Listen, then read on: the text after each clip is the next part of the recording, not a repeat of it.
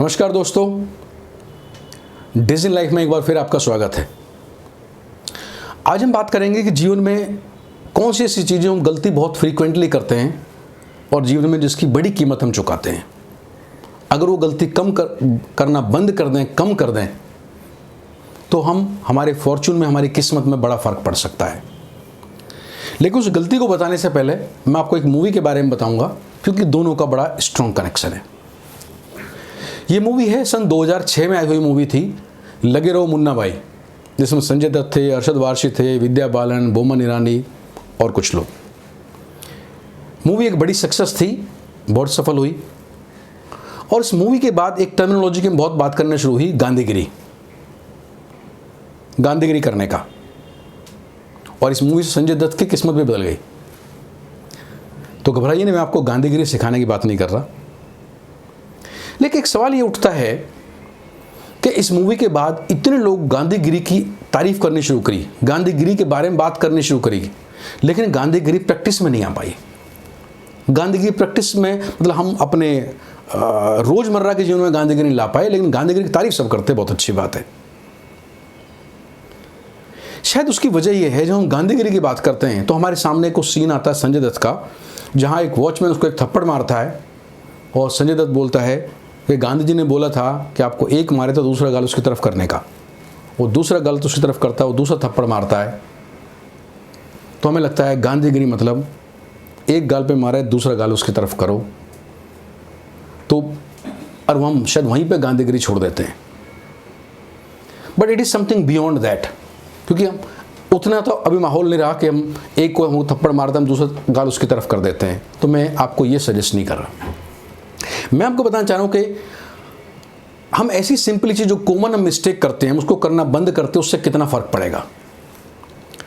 हम कहीं पे लोगों से किसी को कहना है आई एम सॉरी, या मेरी गलती है, या ये मेरे से मिस्टेक हुई है, अगर ये एक दो सेंटेंस बोलते हैं तो बहुत फ़र्क पड़ता है।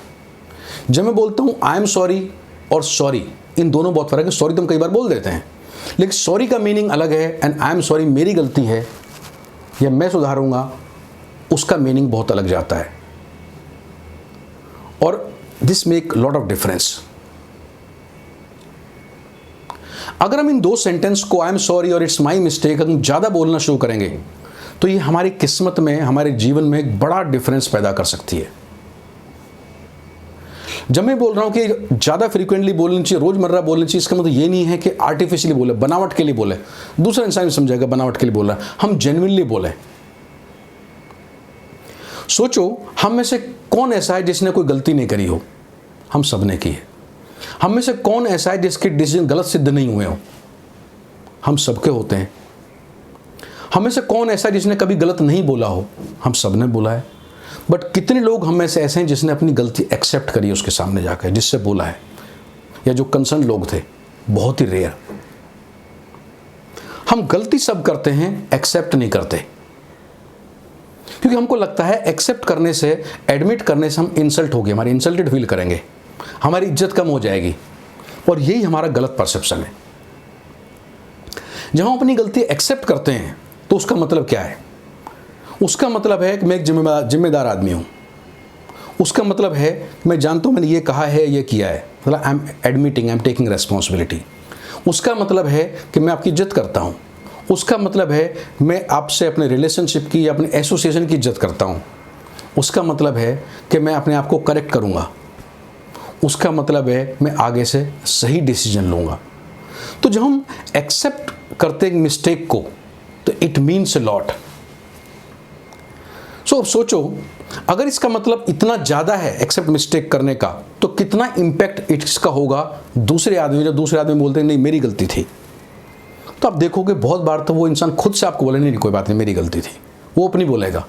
And there will be competition, आप बोलोगे मेरी गलती, वो बोले उसकी गलती। ये इतना खूबसूरत सेंटेंस है। तो अगर हम ज़्यादा बोलने की आदत डालते हैं, आई एम सॉरी या इट्स माई मिस्टेक या मेरी गलती थी, तो ये आपके बिहेवियर में, आपकी रिलेशनशिप में बहुत बड़ा चेंज लाएगा।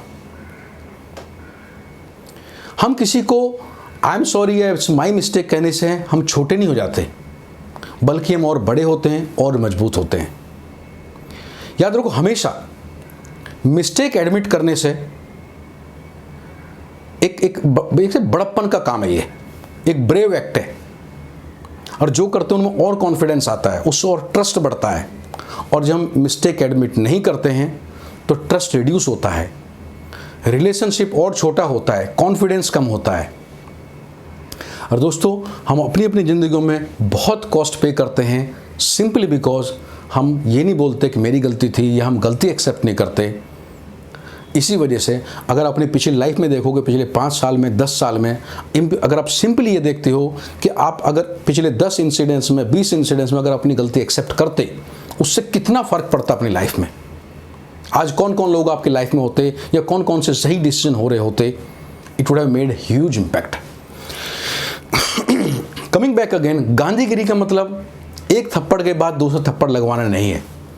गांधीगिरी का मतलब है एक्सेप्ट करना, गलती एक्सेप्ट करना।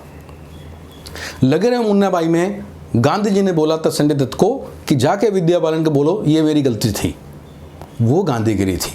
गांधीगिरी थप्पड़ लगवाने नहीं है।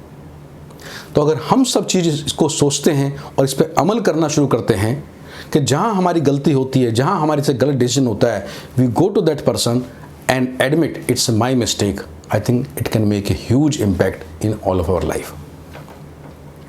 तो फ्रेंड्स, मेरी आपसे रिक्वेस्ट है, इसके बारे में ज़रूर सोचें और थप्पड़ वाली गांधीगिरी के बारे में सोचें, मिस्टेक एडमिट करने वाली गांधीगिरी के बारे में सोचें। ये आपके जीवन में बहुत बड़ा चेंज ला सकती है।